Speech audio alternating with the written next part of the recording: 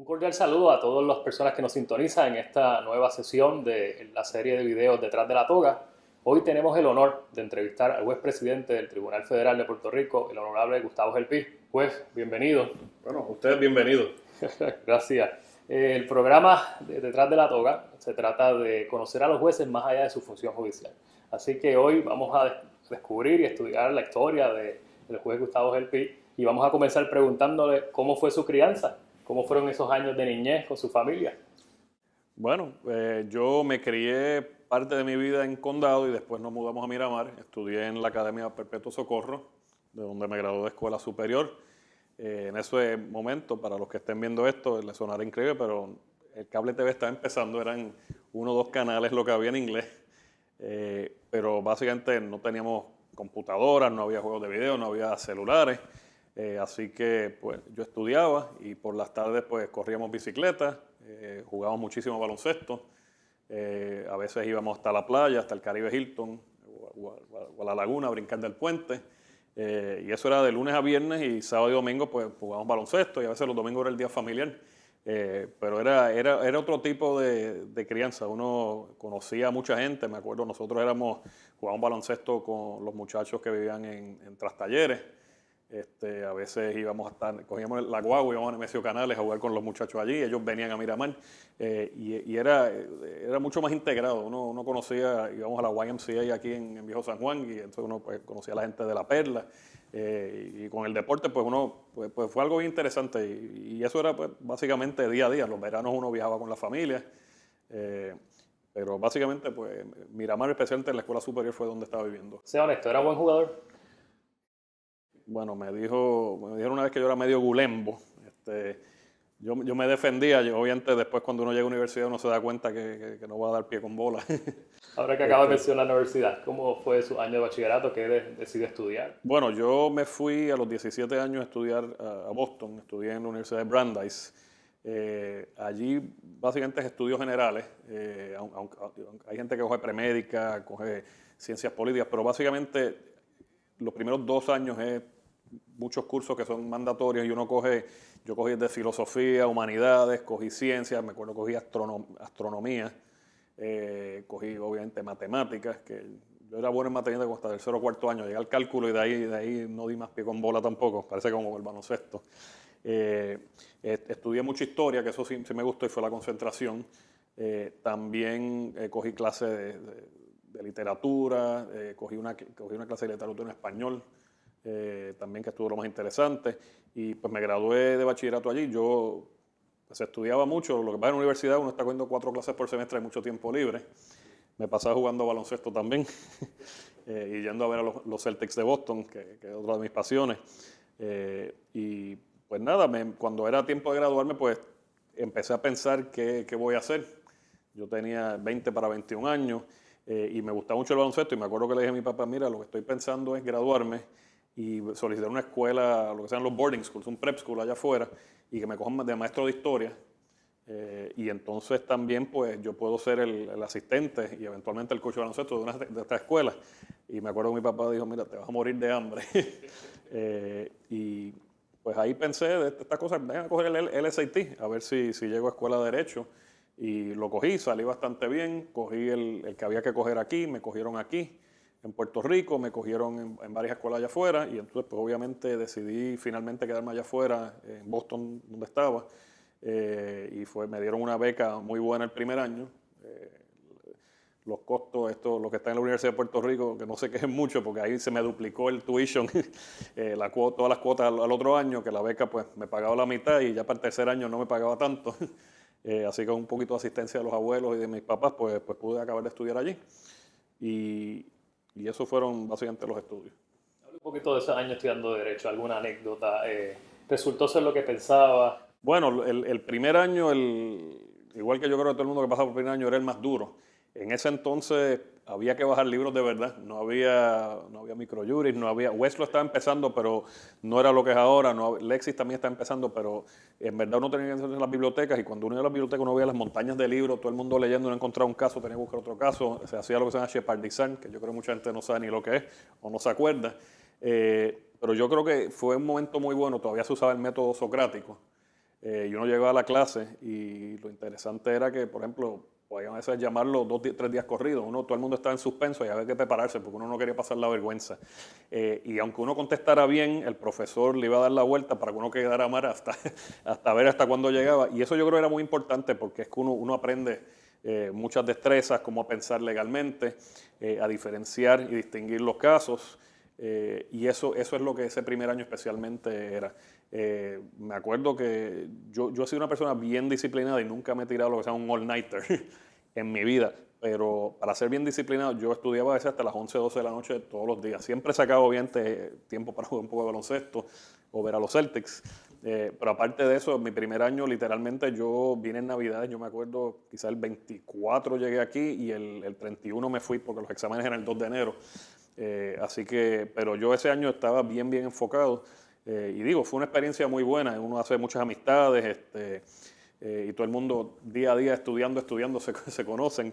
Pero fue un año bien intenso. Pero yo creo que los fundamentos que aprendí ese año, por ejemplo, el procedimiento civil, jurisdicción federal, que ayer era obligado, fue bien importante y yo jamás me iba a imaginar iba a acabar aquí en la Corte Federal. Son cosas que todavía lo que aprendí, pues lo aplico de día a día. Luego de culminar sus estudios en Derecho, ¿cómo inició su carrera profesional?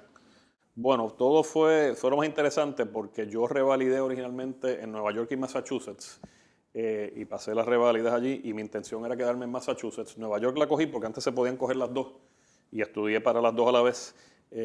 Pero el último año mío, yo había trabajado un verano aquí con el juez Pérez Jiménez, que ahora es juez senior, y el juez durante mi tercer año me hace una oferta para venirme a trabajar 1 o 2 años con él. Y yo pues, básicamente pues, le doy cabeza y lo que decido es, pues me voy a ir a Puerto Rico 1 año, 2 años y después pues regreso a Massachusetts. Cuando estaba aquí, el juez Pérez Jiménez me dice, siempre me dice Gustavito, todavía me lo dice, ¿por qué no coges la revalida de Puerto Rico? Y yo le dije, no, ¿para qué la voy a coger? Si yo en verdad tengo ya la de Massachusetts, ya la pasé, no me vale para nada. Y él dice, no, estudia por las noches, te coges 2 semanas de libres y te encierras y cógela y no pierdes nada. Y pues seguí su consejo y la pasé. De todas maneras, pensaba irme para Massachusetts de vuelta. Entonces, lo que surge es, en un momento, yo quería hacer práctica apelativa y mucho litigio federal. Y donde se me da la oportunidad fue en la oficina del Defensor Público Federal aquí en Puerto Rico. Y allí el que era defensor público en aquel momento, el licenciado Benicio Sánchez Rivera, él también me decía Gustavito, que mi papá se llama igual que yo, y entonces él me dice, aquí vas a tener la oportunidad, me dice, a veces tienen los clientes que son las peores personas del mundo, pero hay que defenderlos a todos, pero vas a tener la oportunidad desde el día 1 comparecer en la Corte Federal exclusivamente. Vas a ver vistas de fianza, vas a ver vistas de supresión, vas a ver juicios, vas a hacer alegaciones de culpabilidad de tus clientes, vas a ver muchas sentencias y también lo que más yo quería hacer, vas a poder ir a Boston a hacer las apelaciones. Y él decía, mira, aquí casi todos los casos tú empiezas que está perdido, pero todo lo que tú puedas lograr es un logro para el cliente. Y era una práctica, porque en el bufete, por ejemplo, siempre hay muchos supervisores fiscalizando a uno. En la Fiscalía Federal también hay mucha fiscalización, pero cuando son personas que están enfrentando cargos federales, pues muchas veces es la creatividad del abogado. Y desde ya, yo tenía 26, 27 años, pues me sueltan en el tribunal y pues gracias a eso, pues yo también, tenía mucho apoyo cuando lo que necesitaba, pero a la vez tenía mi libertad de llevar mis casos y es interesante porque conocer ahora, yo creo que esa experiencia me vino muy buena porque ahora que yo tengo que tomar alegaciones, veo casos, tengo el proceso de sentencias, que no es un proceso fácil, pues habiendo representado a muchas de estas personas en situaciones similares, pues uno comprende el proceso, yo creo, de una manera más abarcadora. Esto no quiere decir, obviamente, que si yo tengo que darle una pena severa a alguien, pues no se la voy a dar. La ley es la ley y hay que ser justo bajo los confines de la ley. Pero básicamente yo creo que fue una experiencia muy buena que tuve en el Public Defender. Ya que estuvo trabajando con las apelaciones, usted tuvo una experiencia en la oficina del Procurador General, de hecho fue el Procurador General de Puerto Rico. ¿Puede hablarnos un poquito? Sí, esa yo diría que yo estuve 4 años en justicia, fue el segundo cuatrenio del gobernador Rosselló. Yo diría esa fue, como abogado, fue la culminación de mi carrera. yo creo, la mejor experiencia que tuve. Todas han sido muy buenas. Eso sí, no la volvería a revivir, pero cuando yo fui procurador general, yo me acuerdo, yo trabajaba fácilmente 6 días en la semana, trabajaba 12, 14 horas al día. Trabajaba también muchas veces los domingos porque los alegatos, teníamos muchísimos litigios, eran casos interesantísimos. Yo llegué a argumentar ante el Supremo de Puerto Rico. Eso era un caso, me acuerdo, del Partido Acción Civil, demandó a la Comisión Estatal y al gobernador. Esa era la ley que requería que para inscribir un nuevo partido había que tener affidavits, tenía que ser por affidavit y ellos querían hacerlo por firma. Nosotros ganamos el caso, después, años más tarde, se trajo en la Corte Federal ese mismo caso y esa ley se declaró inconstitucional, pero no fue, obviamente yo no era procurador en ese entonces ya. Sí, pero se veía venir, ganamos el caso, pero sabíamos que a la larga, pero eso fue un caso bien interesante. Tuvimos otro caso que participamos que fue interesantísimo, fue el caso del voto presidencial, los famosos casos de Igartúa. Me acuerdo, esto fue, el gobernador quería intervenir en el caso, ya el juez Pieras había decretado que era un derecho fundamental que tenían todos los ciudadanos americanos en Puerto Rico, y yo me acuerdo que fui a una reunión en Fortaleza y me reúno con el gobernador, que me recuerdo, el mejor jugo de China que yo he probado en mi vida ha sido siempre, 2 o 3 veces que he ido a Fortaleza, un jugo de China porque he exprimido allí en la cocina. No olvido ese jugo con hielo bien frío. Pero me acuerdo que yo le dije al gobernador, mire, gobernador, con todo respeto, este caso está perdido, no hay manera de ganarlo, ya hay un caso anterior y como esto no es Estado, no hay manera, yo no sé qué argumentar. Y me acuerdo que el gobernador me dice, no me dijo Gustavito, me dijo Gustavo. Me dice, Gustavo, yo soy médico y soy pediatra y si a mí se me está muriendo un niño y yo sé que se va a morir médicamente, yo no lo voy a dejar morirse, yo voy a hacer todo lo que pueda por salvar a ese niño. Así que tú haz lo mismo y busca algo y argumenta algo que por lo menos nos mantenga el caso vivo. Y pues me acuerdo, en ese entonces yo me encerraba mucho en la biblioteca de la Universidad de Puerto Rico, me puse a bajar libros, y de pronto se me ocurrió, bueno, ¿por qué no argumentamos que esto es una violación parecida a Brown versus Board of Education? Porque básicamente hay una segregación aquí territorial, pero de ciudadanos americanos, que los que viven en los estados tienen mayores derechos, los que viven aquí tienen menos derechos. Eso es como los afroamericanos en el sur, antes a principios del siglo XX, a través del siglo XX, en gran parte. Y ese fue el caballito de pelea que levantamos allí en Boston. El caso no lo ganamos como se esperaba, pero sacamos una concurrente, fue una opinión concurrente del juez Torruella, y el juez Torruella, que antes había fallado en contra del voto presidencial, dijo, este quizás no es el momento de fallar a favor, pero sí han levantado un issue bajo Brown versus Board of Education, y esto es algo que si el Congreso o el gobierno federal no lo remedian, los tribunales sí vamos a tener que intervenir en algún momento. Hasta el día de hoy no lo han hecho, pero eso queda y poco a poco eso ha creado más conciencia. Así que yo creo que eso fue lo importante en ese caso. También argumentamos otro caso bien interesante en el segundo circuito, se llamaba Romeu versus Cohen. Y Romeu era el secretario de Desarrollo Económico del gobernador en ese entonces. Él se había mudado a Nueva York y había votado allí. Y cuando llega aquí a Puerto Rico, como aquí no puede votar, dice, pues yo quiero votar en mi último estado de residencia como ausente.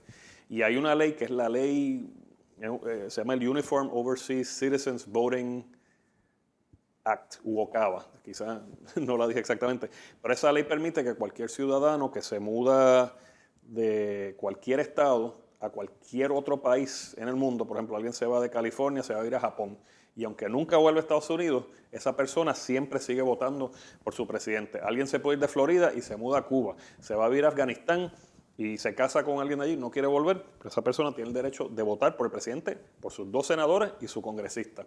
Pues eso mismo pide Romeu. Yo quiero por lo menos votar por el presidente. Y esa ley tiene lo que se llama en inglés, no sé cómo se diría en español, un glitch, que intencionalmente, como Puerto Rico, Islas Vírgenes, Guam, son territorios de Estados Unidos, pues no es mudarse a un país extranjero, pues el que se muda a un estado, a un territorio, pierde ese derecho también de votar ausente. Y el argumento nuestro decíamos, mira, pero esto es una barbaridad, una ironía, viola todos los fundamentos legales que le permite a una persona que no quiere volver a Estados Unidos votar y al que está en el territorio no votar. El caso lo perdimos también, pero también hubo una concurrente bien importante que dice, mira, el Congreso debe remediar esto. Así que por lo menos perdimos las batallas, pero el gobierno federal tuvo sus bajas también. Así que eso fue una cosa bien interesante porque estamos litigando contra el gobierno federal y el Departamento de Justicia. Y esos casos, lo más interesante es, Igartua después de eso ha llevado creo que 4 casos más. Ha llegado hasta el Supremo, el Supremo no ha visto el caso, pero no se ha dado por vencido. Y en el caso del Uniform Overseas Citizens Act, Voting Act, ese caso se llevó en Illinois, exactamente el mismo caso. Eso se ha llevado en el primer circuito, el segundo circuito, es el séptimo. El caso se perdió, ahora está ante el Supremo y el gobierno actual está participando como amigo de la Corte. Y entonces en la Corte Federal en Utah se acaba de erradicar un caso similar. Y esto yo me entero obviamente porque estoy pendiente de todos estos litigios de issues territoriales. Pero es de lo más interesante y pues para mí es una satisfacción personal ahora que obviamente no puedo litigar y a veces yo veo estos casos y digo, ay, si estuviera en la calle litigando lo haría. Pero una satisfacción personal bien grande, sabiendo que representa al gobierno de Puerto Rico, número uno, pero también es que son unos issues que levantamos por primera vez que quizás en algún momento pues alguien puede ganar uno de estos casos. Y obviamente mucho de la investigación inicial y el trabajo inicial está en los alegatos que hicimos y las opiniones que quedaron, aunque no ganamos los casos. Así que eso fue bien interesante siendo Procurador General. Otra cosa de Procurador General, para mí, y con todo el respeto al primer circuito que lo tengo, pero yo creo que el honor más grande que yo tuve, y aún para esta Corte Federal, que fue un orgullo, pero como abogado en Puerto Rico, haber argumentado en el Supremo de Puerto Rico, que en aquel entonces era algo rarísimo, no se veía casi nunca, tuve ese privilegio y fue una experiencia única. Esa vista que yo estuve allí, yo creo que duramos como 3 horas argumentando. Y era un caso electoral y era muy interesante porque estaba el juez presidente del juez Andreu García y entonces estaba Jaime Fuster y estaba también Baltasar Corrada. Ambos habían sido comisionados residentes, sabían muchísimo del derecho electoral y yo creo que más que yo argumentar, eso era una clase de derecho electoral y fue una experiencia única. Pues fue una experiencia bonita. Y con ese caso y el caso de Romeo y Igartua fue que cerré literalmente mi carrera como abogado. Después me vine acabé en la Corte Federal después de unos pocos meses en la práctica privada. Estuvo como magistrado federal, ¿cierto? Sí. Háblanos un poquito de... Yo estuve de magistrado federal, juez magistrado federal. Estuve como 5 años y medio. Yo después del 2000 hubo un cambio de administración y obviamente dejé mi puesto a la disposición del gobernador electo, la gobernadora eléctrica, y me fui a la práctica privada. Estuve en el bufete Maconel Valdés 6 meses, pero cuando yo fui allí ya yo había solicitado para juez magistrado. Los jueces magistrados se solicita, cuando hay una vacante, aquí en el Tribunal Federal, esas de las posiciones, no es como el juez de distrito, que el nombramiento viene presidencialmente. El juez magistrado solicita cuando hay vacante y es por mérito, el juez federal también tiene que tener mérito, y el juez de distrito, pero es básicamente por solicitud, se hace un comité de mérito, se evalúan y se escoge, los jueces entre sí escogen el mejor candidato que ellos entiendan que es el mejor. En el caso mío, pues yo tuve esa dicha en ese momento, pero yo cuando me fui a la práctica privada ya tenía la solicitud pendiente y le había dicho al bufete, a los socios, esto está pendiente, no sé qué posibilidad tenga, pero por si acaso, pero trabajé en el bufete y como a los 3 meses fue que se me seleccionó. Vamos a hacer un paréntesis en el bufete. ¿Qué tal la práctica privada? Fue muy bueno haber trabajado en el bufete, fue bien distinto, porque yo había estado en el gobierno siempre. Yo creo que fue bueno desde el punto de vista también que me amplió los horizontes. Yo vi cómo fue el proceso de facturación de los abogados. Uno ve las presiones que los abogados tienen con los clientes. Nosotros tenemos muchísimo caso civil y yo creo que es importante haber estado allí, aunque fue por poco tiempo. Yo un verano también trabajé en Fiedler González, el bufete, pero yo creo que eso es importante porque a veces... O sea, imagínense, un juez que, por ejemplo, estuvo en asistencia legal toda su vida y está viendo casos civiles y nunca ha estado dentro de un bufete, pues se le hace difícil comprender, mira, por qué están pidiendo esta extensión. Digo, obviamente uno tiene que ser razonable, pero uno aprende, o sea, las presiones que tiene la práctica privada y a veces son muchas más que el gobierno. Así que eso fue una experiencia buena. Yo me acuerdo, tuve una vista, yo no había postulado mucho en los tribunales estatales y tuve una vista... En Carolina fue la primera, y era un issue de forum non-convenience. Y me acuerdo, en un lado estaba Fiedler González y Rodríguez, y yo estaba en el lado de Maconel Valdés.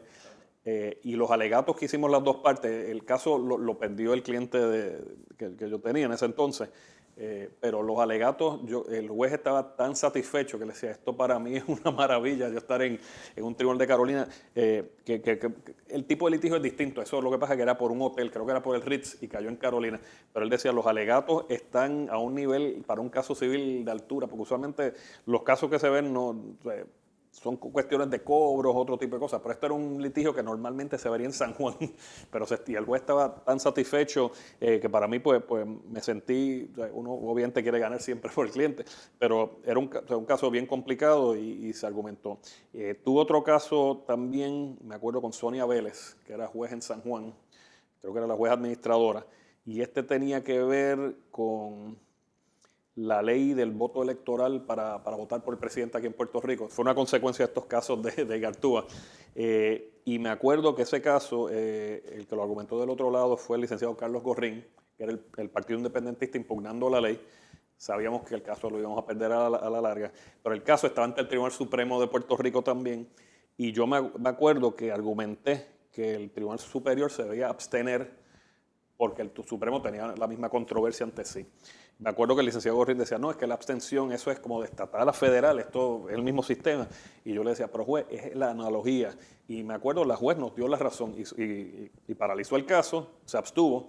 Obviamente el Tribunal Supremo después pues, dio el tutazo y dijo que eso no procedía. Pero por lo menos fue una experiencia muy buena, como digo, las 2-3 veces que estuve en los tribunales estatales. Estuve en el apelativo muchísimas veces, el de Puerto Rico y el Supremo, viendo vistas, casos, alegatos. La argumentación oral fue una sola argumentación, pero fue una experiencia muy, muy bonita de todo. También lo que de Procurador General, otra cosa que se hacía, que esto era lo más delicado y que a uno quizás a veces menos le gusta, pero había que hacerlo, eran los INRE. Que aquí en Puerto Rico, desafortunadamente, para el número de abogados que hay, es 1%, y yo todavía los veo mensualmente, y es una cosa que yo digo, yo no me explico a alguien que se faja 3 años estudiando leyes, 4 bachilleratos, estudian para la reválida, la pasan en la primera, segunda o tercera, pero en total son 8 o 9 años, y los que estudian nocturnos más, y de pronto a veces las cosas es como tirarlas por inodoro para abajo. Y esos casos eran delicados. A veces había unos casos que son unas barbaridades, que todavía los vemos, que yo tampoco me explico como abogado se presta para esas cosas. Pero había otros casos que eran más delicados y había que hacer recomendaciones, no necesariamente de desaforo, a veces una censura enérgica. Otro caso que yo tuve bien delicado, ese lo vi personalmente yo ante la Comisión del Supremo de Reputación, fue el de Pedro Colton Fontán, que él había sido uno de los 2 abogados que fue desaforado cuando el Cerro Maravilla. Él no estaba convicto y había estado desaforado 12, 13, 14 años. Y yo lo entrevisté. Él, para mí, que cumplió con todos los criterios. Él también tenía... Yo hice mi investigación con los abogados de la oficina, porque los abogados del Procurador Federal tienen la facultad de un fiscal, que uno puede citar personas, puede entrevistar, y yo estaba convencido que el hombre estaba rehabilitado, que podía postular nuevamente. Él literalmente lo que quería era morir, que la lápida dijera licenciado Colton Fontán, y pues tuvimos como 2 o 3 días de vistas en el Supremo, porque la comisión, si no me equivoco, tenía su propio abogado. Nosotros presentamos la prueba, había mucha presión, me acuerdo de líderes de distintas ideologías políticas. Yo obviamente entendía que eso no debería entrar en la ecuación. Interesantemente hubo hasta abogados independentistas que abogaron por él, que eso estuvo interesante. Había muchos otros que abogaron en contra de él. Pero fue una cosa interesante, finalmente lo readmitieron, fue una opinión bastante dividida, pero yo me siento que hice lo que fue correcto, igual que nosotros tuvimos otro caso, que más o menos a la misma vez me acuerdo, era del licenciado Roberto Maldonado, que había sido convicto por los casos de los macheteros federalmente en Connecticut, y yo también recomendé que los reinstalaran. Y entonces ahí también me cayeron las críticas, no, que si ese era independentista, que hizo esto, y yo estoy haciendo mi trabajo. Yo creo que es interesante porque cuando me estaban confirmando para ser juez de Distrito Federal, en ese entonces hubo crítica a eso, pero de las quejas que hubo era que una vez que yo había favorecido a Colton y otra vez que había favorecido a un independentista. Y básicamente, o sea, si uno cualifica para ser reinstalado, pues debe ser reinstalado. Una cosa interesante en ese entonces, que yo me acuerdo para el caso de Colton, él no estaba convicto y había un caso del Supremo con una persona convicta de asesinato en segundo grado o homicidio en segundo grado, no me acuerdo qué era, porque siempre cambian los delitos, pero había sido readmitida a los 10 años de haber sido sentenciado. Yo dije, mira, si una persona convicta de asesinato versus una persona que lo que hizo fue encubrir unos crímenes, pues son dos cosas bien distintas y en el grado de severidad, pues al licenciado Colton lo deben readmitir. Así que, como digo, fue una experiencia de lo más interesante. Me acuerdo también, estuvieron los casos de la explosión de Río Piedras, que hubo muchos casos de ambulance chasing y ahí también tuvimos que hacer recomendaciones de desaforo.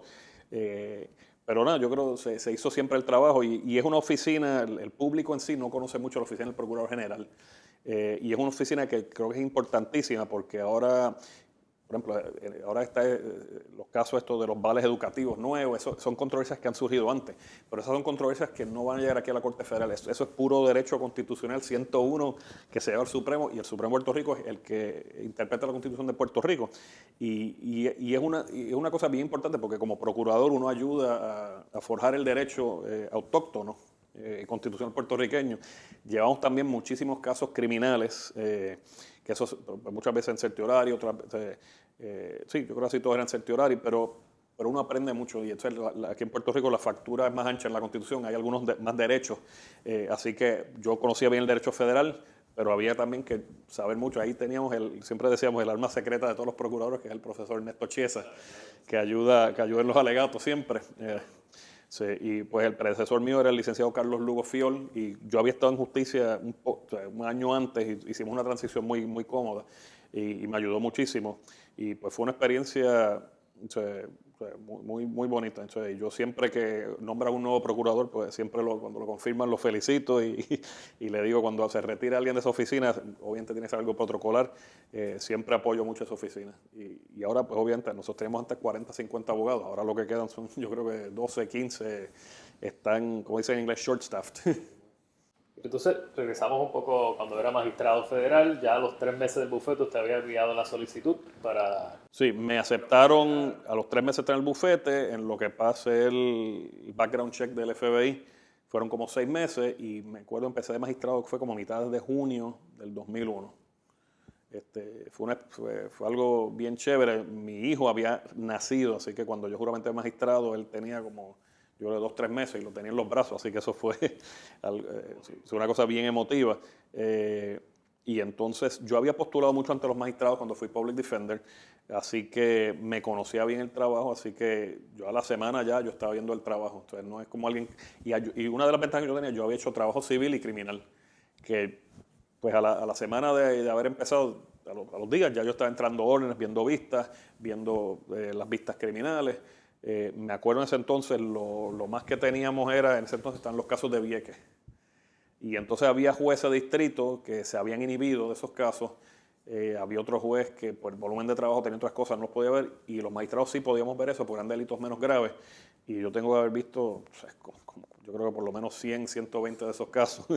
Que también era una cosa delicada y había que analizarlos caso a caso, porque había gente que básicamente levantaba la verja, se paraban ahí, arréstenme, voy a hacer desobediencia. Había otros que en verdad llegaban a todos los terrenos, le están tirando con ondas, le están tirando cosas a los del Navy, se metían en unas áreas que para sacarlos no solo ellos ponían su vida en peligro, sino los otros. Y pues había que diferenciar todos los casos.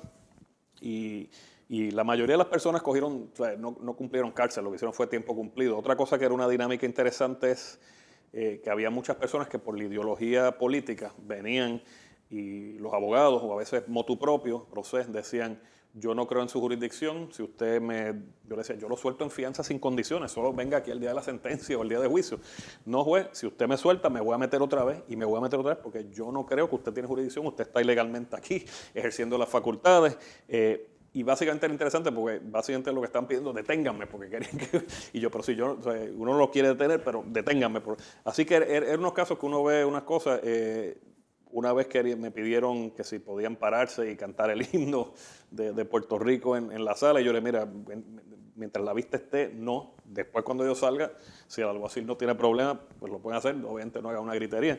Pero era una dinámica, son unos casos distintos. Eso, y yo me pongo a pensar, leyendo la historia del tribunal, es algo parecido lo que ocurrió en la era de Vietnam, que el juez Cancio que estaba aquí tenía estos casos que la gente no se inscribía en el servicio selectivo, salían culpables porque había que encontrar los culpables, pero entonces la sentencia pues obviamente era 1 hora de cárcel. Y son cosas que aquí en Puerto Rico a veces son cosas que en otros sitios uno las ve, pero aquí también uno de los reclamos es, pero mira, si no tenemos 2 senadores que estén allá afuera o 6 congresistas que estén peleando por nosotros, y pues tenemos que hacer esto. Y es el tipo de cosas que la situación territorial colonial de Puerto Rico, pues en muchos de estos casos acaba permeando, aunque no es el issue en sí, pero que son cosas que, y mirando hacia atrás, uno con la experiencia que uno ha tenido, pues son reclamos que aunque judicialmente no proceden, pero son reclamos que lo quieren hacer en la corte porque no tienen otro foro. Y fue una experiencia, fue interesante, tengo que decirle, aprendí mucho de eso. Luego, pues, de las personas que comparecieron ante mí me las he encontrado. Puerto Rico es pequeño y con mucho respeto, pero muchas veces eran personas, no faltaron el respeto, lo que querían era que los sentenciaran, estar un mes, hacer su encrucijada. Y digo, hay que respetárselo. Ellos violaron la ley y querían pagar las consecuencias. Era interesante porque a veces uno siendo hasta juez, tratando de mitigar, que yo, no, juez, me metí, quiero que me dé más tiempo. Y fue una cosa pues interesante, porque es una dinámica que normalmente usted no ve. Otra vez tuve otra persona que yo no me acuerdo, se robó del correo, yo creo que fue $15 un giro o algo, y no quería poner fianza, y él decía, es que estoy mejor en la prisión federal que en la calle, que no tengo de qué vivir, y por eso fue que lo hice. Y le nombré el defensor público federal, no me acuerdo qué pasó, pero pues, de magistrado es un trabajo interesante porque uno es el que autoriza todas las órdenes de arresto, las denuncias. Si ya hay una acusación del gran jurado, pues las personas son arrestadas, vienen al tribunal por primera vez. Básicamente el magistrado es la cara del tribunal federal, especialmente en los casos criminales, que viene la persona arrestada y hay muchos que han estado en el sistema penal anteriormente, pero hay muchas personas que no. Y las familias vienen preocupadas y pues uno a veces tiene que dar la milla extra y no solo hablar con el acusado, sino también explicar todo para que el que esté en el público pues entienda todo. Y a veces, otro caso, eso lo empecé a ver de magistrado, cuando hacen las redadas de los policías, que gracias a Dios no han hecho una grande hace tiempo, yo espero que no. Se quedó hasta las 11 de la noche. No era hasta tanto, pero me acuerdo en las de la policía que había, creo que era honor caído que se llamaba, pero eran... Yo me acuerdo cuando firmé las denuncias, eran unas denuncias bien graves, y yo lo que hice fue antes de la vista de fianza, le dije, mira, como todo el mundo iba a pelear la fianza, vean el video que tiene el gobierno y después ustedes me dicen si van a pelear la fianza o no. Y cuando pone el video, la sala estaba llena. Después que pone el video yo salgo, o sea, la familia, todo el mundo se había ido. Y era porque salían los policías pues narcotraficando. Y yo me acuerdo que hubo uno que hasta salió grabado, estaban los dos, eran amigos de toda la vida, y uno estaba hablándole al narcotraficante, decía, mira, se le perdió un cargamento, si se le pierde otro va a haberle que limpiar el pico. Y era el mejor amigo. Y pues son cosas que uno ve en la realidad, la triste realidad, pero de magistrado todos los días era algo distinto. La oficina nunca está vacía, están entrando agentes para firmar órdenes. Yo de juez de distrito firmo órdenes, pero las que firmamos usualmente son las de interceptar los teléfonos, y esas a veces 2, 3 veces al año, versus 60, 70 veces firmar. Bueno, yo creo hasta más, porque uno estaba de turno una semana al mes. Precisamente, juez, ahora tenemos un proceso de nominación para una vacante en el Tribunal Supremo de Estados Unidos.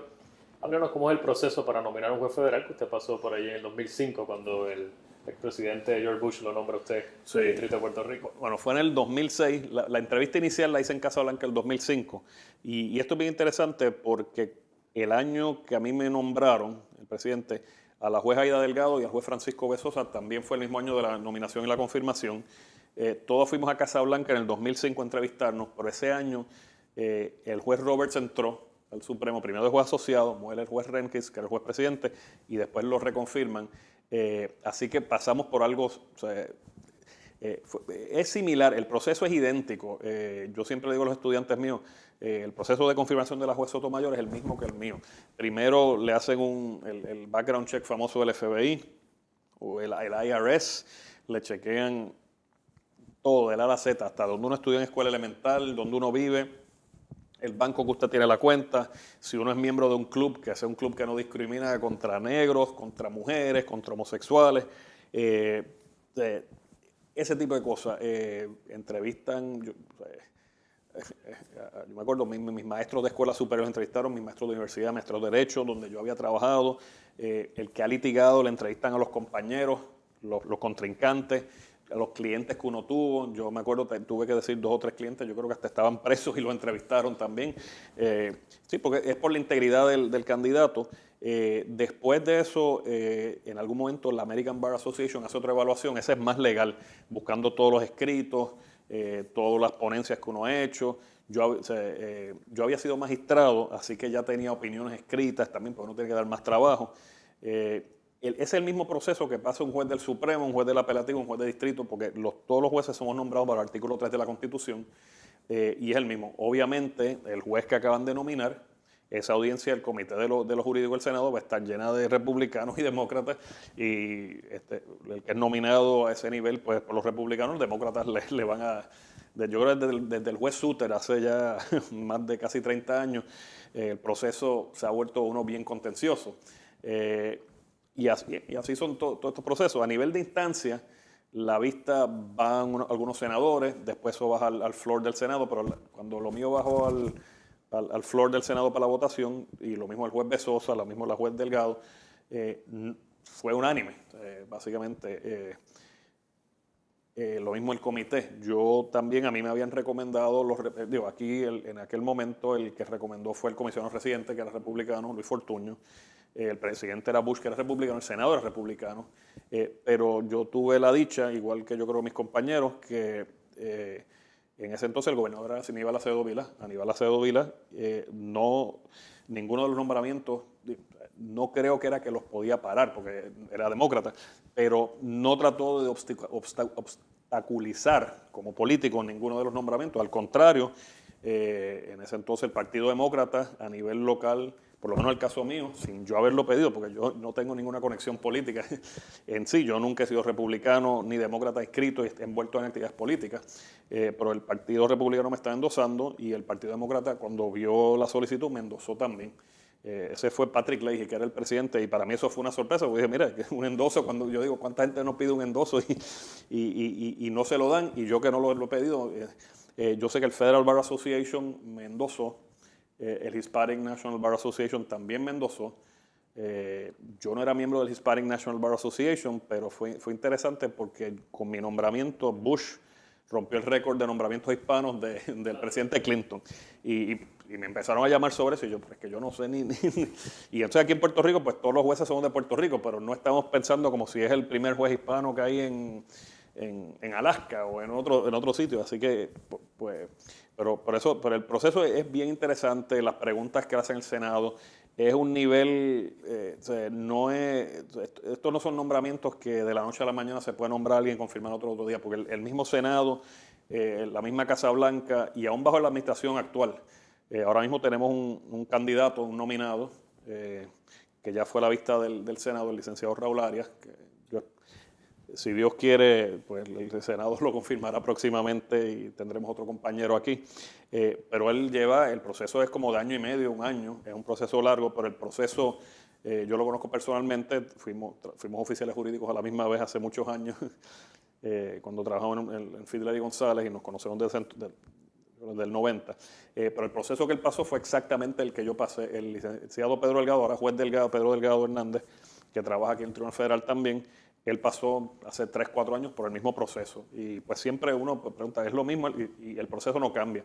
Y las instituciones federales, a pesar de que a veces en la televisión, en los medios, uno ve a los demócratas y republicanos peleando, cuando es para estos nombramientos, a nivel de instancia, usualmente, si son candidatos buenos, con la expertise, no va a haber ningún problema, y es una cosa bastante bipartita, que no hay esa división. A veces un caso en particular, si yo hubiera trabajado quizás, yo no sé, asesor de campaña del presidente ahora, pues estoy seguro que habría algún tipo de oposición política.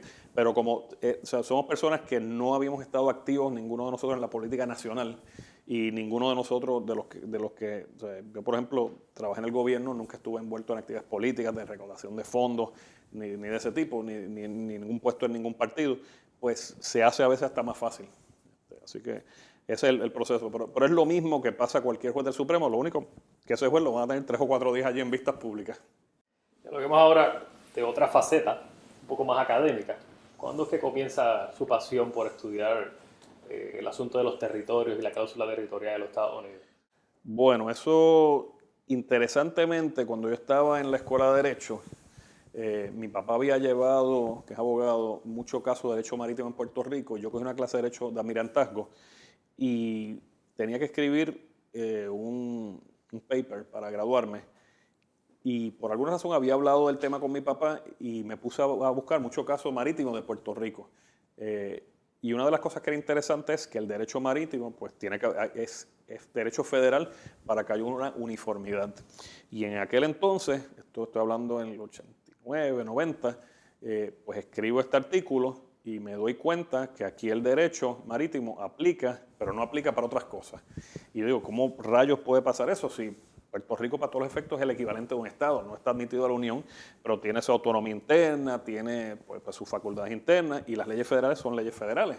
Y en el área de derecho marítimo, pues había unas excepciones que, por ejemplo, un marinero aquí se lesiona, ya no hay tanto marinero como antes, pero antes estos muelles, yo me acuerdo cuando era pequeño, estaba lleno de marineros, todo se hacía a la mano, ahora hay máquinas y otras cosas, maquinaria.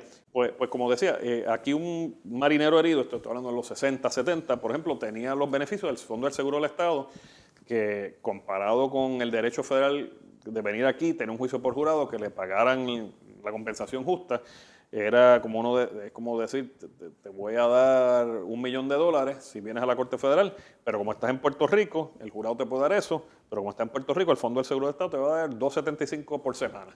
Y eso como que era una injusticia. Y ahí fue que empecé a estudiar todos estos casos. Luego yo me gradué de leyes, vengo a trabajar con el juez Pérez Jiménez, y empezamos a ver yo empiezo a ver y el juez me empieza a explicar, no, mira, es que en Puerto Rico, aunque las leyes federales son uniformes, hay ciertas cosas por el estatus territorial que se nos discrimina, otras cosas que no. Me acuerdo en ese entonces, Igartúa, yo estaba de oficial jurídico en la Corte Federal, él llevó su primer caso de voto presidencial, no tenía el juez Pérez Jiménez, pero salió esa sentencia. También... no me acuerdo qué más, pero fueron muchas de las instancias que estamos viendo. Hubo otro plebiscito cuando, yo creo que sí, eso fue cuando yo entré de oficial jurídico en el 91, o quizás fue el 92 en algún momento. El gobernador Hernández Colón había hecho un referéndum también, y ese referéndum se trató de paralizar en la Corte Federal. El ex juez presidente del Tribunal Supremo, Trías Monge, fue el que argumentó ese caso en la Corte Federal. Me acuerdo que el juez Lafite no paralizó el caso, pero en esos issues, en ese caso, se estaban levantando esos issues ya de estatus territorial y era interesante porque ese era el plebiscito que hablaba de nuestra soberanía. Era de lo más interesante y ahí pues uno empieza a estudiar estas cosas. Entonces, cuando estoy después en el Public Defender y después especialmente en justicia, como digo, estos issues siempre surgían. Yo me acuerdo en el Public Defender el issue que existía era el de doble exposición, que después, muchos años más tarde en Sánchez Valle, pues va esa doctrina. En Puerto Rico estaba el caso que el Supremo en Sánchez Valle revoca. Pero teníamos ese caso y estaba encontrado con el caso del circuito, que era López Andino, que decía que no era doble exposición, pero entonces el 11º circuito había otro caso que se llama Sánchez también, que decía que sí era doble exposición. Y entonces el juez Torruella había disentido en el caso de López Andino y nosotros levantamos ese issue de doble exposición. En ese entonces pues no llegué ni a primera base, llegué a Boston, se argumentó el caso, pero siempre nos decía, eso está decidido a nivel del primer circuito, no se puede argumentar. Pero era el tipo de cosa que periódicamente argumentaba. Otro issue que yo argumentaba, que también es un issue, es muy difícil a nivel judicial ganarlo, pero yo siempre lo que decíamos, mira, aquí hay un problema de consentimiento del gobernado. mis clientes, yo era abogado de personas acusadas, iban a coger 10, 15, 20 años de cárcel automáticamente. Y yo decía, pero estas personas las están sentenciando con leyes federales que aquí en Puerto Rico ellos, ni sus padres, ni sus abuelos, jamás tuvieron la oportunidad para votar. Y especialmente fue durante los años de Bill Clinton, del presidente Clinton, que se enmendaron muchas leyes federales para incluir la pena de muerte. Subieron los mínimos mandatorios federales, que son severos, ahora eran más altos, y en ese proceso no había participado nadie del gobierno de Puerto Rico, ningún representante o senadores, y esos eran los issues que trataban de levantar, no los podíamos levantar como argumentos per se, pero a nivel de la sentencia a veces trataban de decir, mire, esto es injusto que apliquen estos conceptos. Así que ahí pues seguí estudiando esto. De magistrado también, cuando estuve en justicia después, fueron los casos del plebiscito del 98, y ahí fue que empecé. Yo tuve que defender ese plebiscito, yo estaba en justicia, y eso era una causa de acción que trasladamos de la Corte Estatal a la Federal, porque se había impugnado a nivel estatal, y lo que estaba ahí en juego, en ese caso, que fue bien interesante, era la definición del ELA.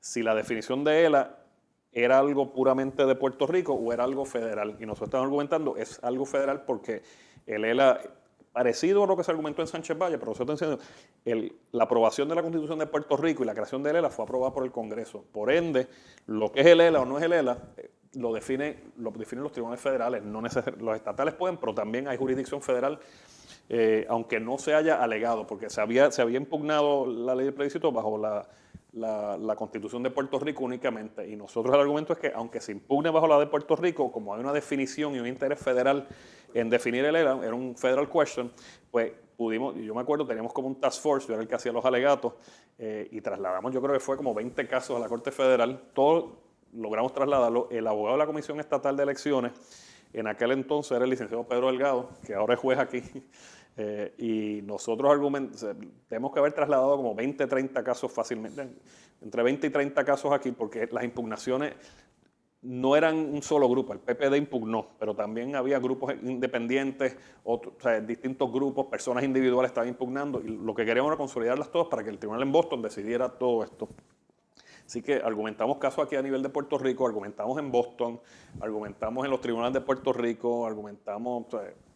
Fue una cosa, estuvimos como varios meses que nos veíamos todos los días, y hicimos muy buena amistad en aquel entonces, y pues años después pues viene aquí al tribunal. Pero ahí también, como digo, uno empieza a hacer esas investigaciones, y lo más interesante es que, y ahora que soy juez y he estudiado esto más académicamente, esto es el tipo de cosas que nadie está bien, nadie está mal, todo depende. Lo que uno ve ahora al final del túnel es lo que el Congreso de turno quiere hacer, es la interpretación que el Tribunal Supremo de Estados Unidos le dé, y aquí obviamente como no hay ese poder político, pues se hace muy difícil, es como un catch-22, y eso es el tipo de cosas con todos estos issues que he seguido, y después me entró el interés. Estuve en Hawái dando una conferencia, y dije, mira, Hawái fue un territorio, porque muchos de los casos de Puerto Rico, estos casos insulares, había casos de Hawái, y se distinguía Puerto Rico y Hawái, Alaska y Puerto Rico, Hawái, las Filipinas, Guam, todas estas cosas, todos estos territorios, y pues empecé a estudiarlos, escribir artículos más cortos, dar presentaciones, y poquito a poquito pues se convirtió en un monstruo de PowerPoint, una presentación. Después me ofrecieron dar una clase, y esto culminó en un libro. Qué bueno que vencer. Todos esos años de experiencia, de estudio, de litigio, culminaron a una contribución al acervo jurídico, que es la publicación de este libro. Lo voy a enseñar para que las personas que nos vean puedan adquirirlo. Hablarnos sobre la redacción, sobre la colaboración que tuvo con la Universidad Interamericana de Puerto Rico.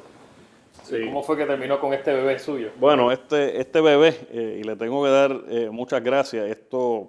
Yo había dado en la presentación, había escrito ya varios artículos, había estado también, que fue interesante, yo fui a ver Centro Básquet en Panamá, creo que en el 2015 o 16, y como estaba allí, hice contacto a través de la embajada también, y allá hay un museo del canal, y me acuerdo los de la embajada, en algún momento que fui a dar una conferencia, a los fiscales allí o a los jueces, también me dieron, yo dije, mira, me gustaría ver la zona del Canal de Panamá, y empecé a estudiar mucho sobre la zona y pude ver lo que era la zona actual, o sea, no solo el canal, pero porque básicamente eso era un enclave de 10 millas por 5 millas en medio de un país.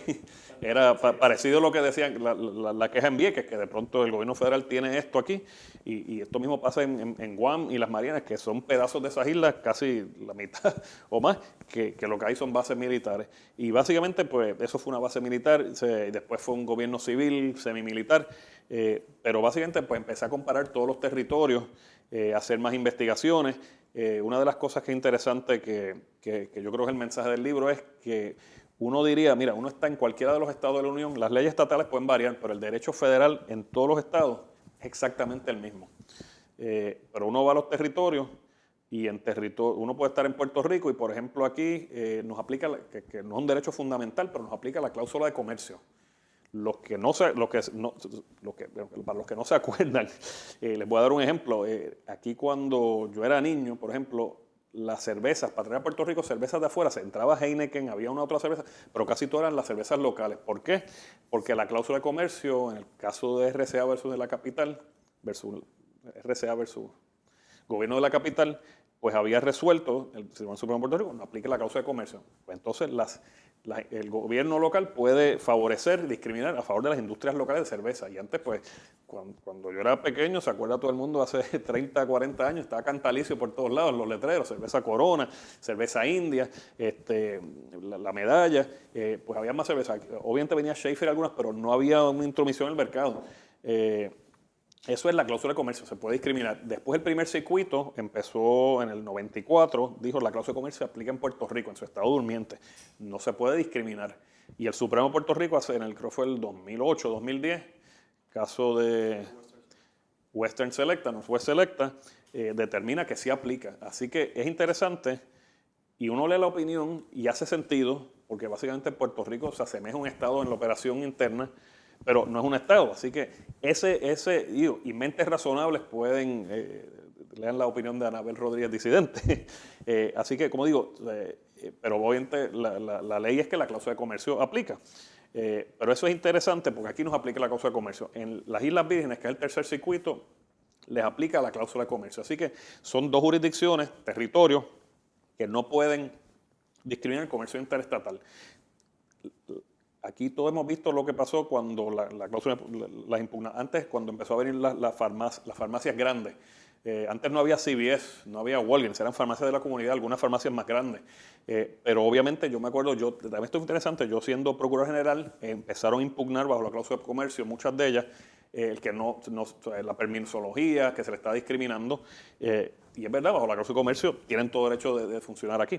Pero ¿qué ha pasado? Las empresas pequeñas, lo mismo lo ve con los supermercados Pueblo, eventualmente las empresas locales han quebrado, han dejado de existir o han sido subsumed, ¿cómo se dice?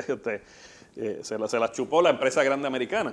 Digo, a veces esto es bueno y tiene sus cosas, pero antes yo me acuerdo de la farmacia de la esquina, y que quedan muy pocos, y los negocios, como dicen en inglés, los mom and pop shops, pues eso la clase de comercio pues afecta a eso. En las Islas Vírgenes pasa lo mismo. Sin embargo, uno brinca al Océano Pacífico, al noveno circuito, en Guam y las Islas Marianas, porque no son un estado, no aplica la cláusula de comercio. Así que esas jurisdicciones pueden discriminar lo que nosotros no podemos hacer, lo pueden hacer ellos. ¿Y por qué? Interpretaciones del noveno circuito versus el primero y tercer circuito. Son cosas distintas. Otra cosa que aquí a veces la gente no sabe, aquí nosotros, por ejemplo, no cogemos seguro social suplementario, el SSI. También hay la ayuda para familias con niños, otras de estas leyes federales, no nos aplica. El que se muda de New Jersey o de Florida para acá, pierde esos beneficios. El que se muda de aquí para allá, los tiene. Todos son ciudadanos americanos. En las Islas Marianas, por ejemplo, hay SSI, el seguro social es exactamente lo mismo que en cualquier estado. Eso lo aprendí ahora cuando estuve allí. Se me pararon las greñas.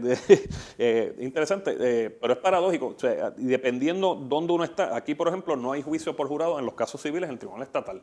En las Islas Vírgenes sí, en el Tribunal Territorial. En las Marianas lo hay, en Guam lo hay, pero aquí no.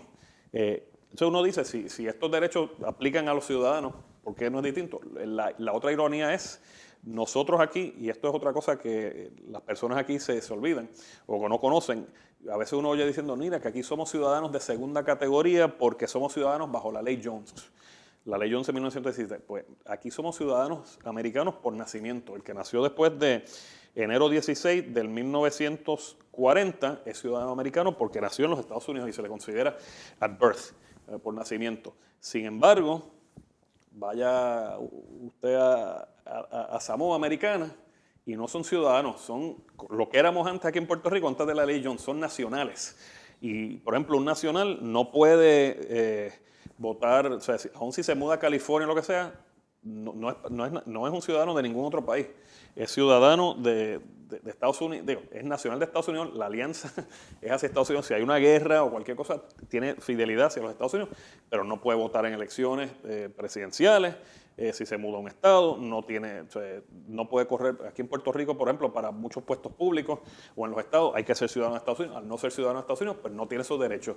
Y es una cosa, pues, son personas que se han criado bajo la bandera americana, pero que todos estos derechos, dependiendo de donde uno esté o no esté o cómo esté, va a variar. Puerto Rico, por ejemplo, y las Marianas tenemos constituciones propias.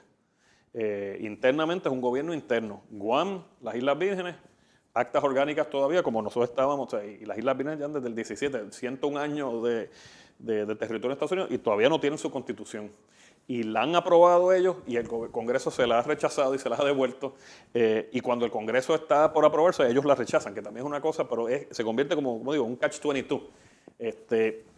Y entonces ellos tienen quizás una Cámara de Delegados, un gobernador electo, pero es todo por estatuto, por ley orgánica. Ya que pasamos por Guam, que usted lo mencionó, usted estuve recientemente visitando la isla, además del jet lag, ¿qué nos puede contar? Bueno, el jet lag fui listo porque lo hice, paré unos días en Hawái, paré 1 o 2 días y de ahí de vuelta en California. Pero fue de lo más interesante porque tuve una invitación única de las juezas presidentas tanto de Guam, del Tribunal Federal en Guam, como las Islas Marianas. Me habían invitado hace unos años atrás y no había podido ir. Pero fue de lo más interesante porque pude pasar varios días en ambas jurisdicciones y esto es como estar entre Puerto Rico y las Islas Vírgenes, están bien cerca una de las otras. Vi los lugares históricos, obviamente allí hubo muchas batallas en la Segunda Guerra Mundial. Guam fue el único lugar bajo la bandera americana, el único territorio de Estados Unidos que los japoneses ocuparon en la Segunda Guerra Mundial. También Guam, igual que nosotros, yo decía, ustedes son como nuestros hermanos, porque desde el 1998 somos jurisdicciones dentro de los Estados Unidos. Vinimos con el botín de guerra, soltaron con las Filipinas, que las Filipinas Estados Unidos las independizó después. Pero fue una experiencia bien interesante porque allí pude hablar conocí a los congresistas, ahora, o sea, el equivalente de la congresista Jennifer González, nuestra comisionada residente, pues ellos tienen sus delegados también. Compartí con ellos en actividades de educación legal continua que vinieron a verlo. Conocí al gobernador de Guam, el de las Marianas no lo pude conocer porque hubo un taifún, que era una tormenta o un huracán, allí se llaman taifuns, para cómo se llamaba María. Y a Guam le dio a 45 millas por hora, cuando llegó más para el Pacífico subió a 175 al otro día. Así que PTSD, y la primera la pasé aquí, yo dije, por favor, que no. Pero conocí a los delegados, conocí a académicos, los jueces de los tribunales supremos de ambas jurisdicciones, los jueces federales. Allí nada más hay un solo juez de distrito federal, que es el juez presidente también, y nombran un magistrado. Lo que es interesante allí, en Puerto Rico los jueces federales somos jueces bajo el artículo 3, estamos nombrados vitaliciamente. Ningún estado de la Unión, esa es otra cosa que es de las ironías, ningún estado de la Unión tiene una corte federal artículo 3 hasta el acta de admisión. En Puerto Rico nos dan el tribunal artículo 3 en el 66. Y una de las cosas, yo siempre pensé, eso fue el genio de Muñoz Marín o fue el genio de Ferré que crearon esta Corte Federal con conversión. Y eso es de las pocas cosas aquí que no tiene connotaciones políticas. La Conferencia Judicial de Estados Unidos en el 62 y 64 y después 66 había sometido un anteproyecto para que se nos diera esa facultad básicamente por la población de Puerto Rico, el número de litigios enorme que había aquí, los casos que había entre Puerto Rico y Estados Unidos, y la cosa era que los jueces tuvieran ese cargo vitalicio para que no estén sujetos a presiones políticas. En los otros territorios, los nombramientos son de 10 años y después tienen que ser renominados y confirmados por los presidentes.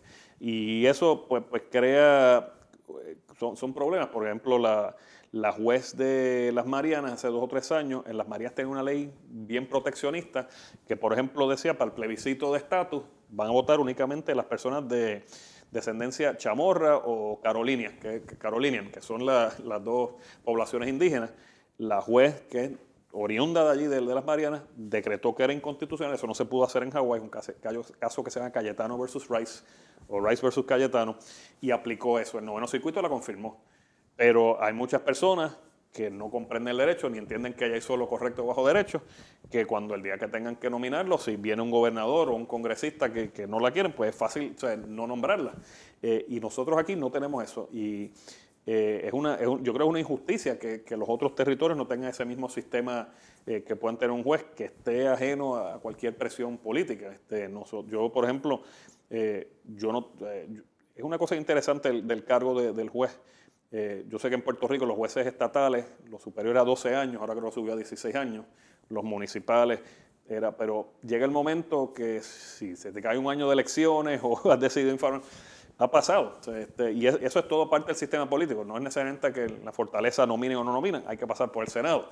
Y así es la democracia y es el sistema que tenemos. Pero nosotros no tenemos eso. Yo nunca le había dado mucho casco a eso hasta que yo tuve un caso que me duró como 7 años, que era de Exxon Oil. Y era un derrame de petróleo de una gasolina en una comunidad que se llama La Vega.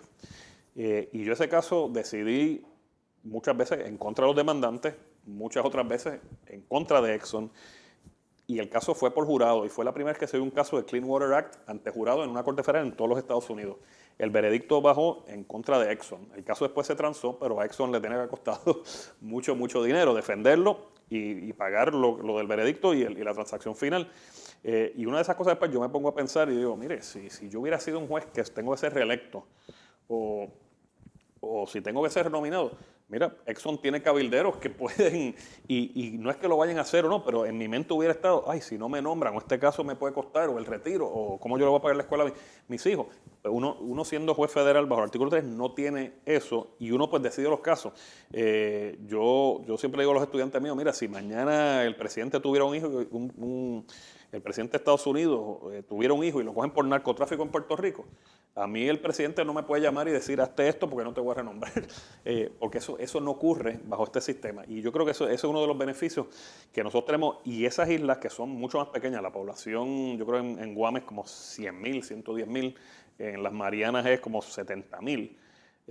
Y entonces, si aquí uno cree que uno conoce a todo el mundo en cada esquina, eso allí...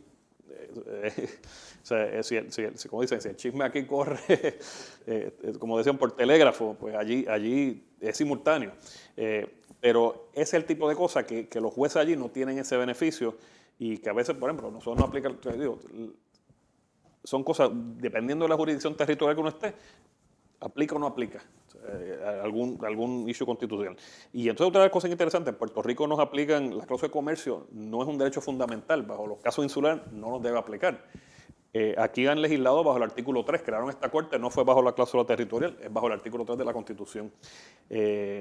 Y entonces, pues son cosas que uno, o sea, como cuando uno empieza a estudiar esto de jurisdicción en jurisdicción, pues es de lo más interesante. Yo obviamente lo que trato de hacer es pues, despejarme de la pasión y creo que con eso pude hacer el libro, doy el curso, lo di cuando estuve en el camino a Guam, lo que hago es doy el curso en una semana.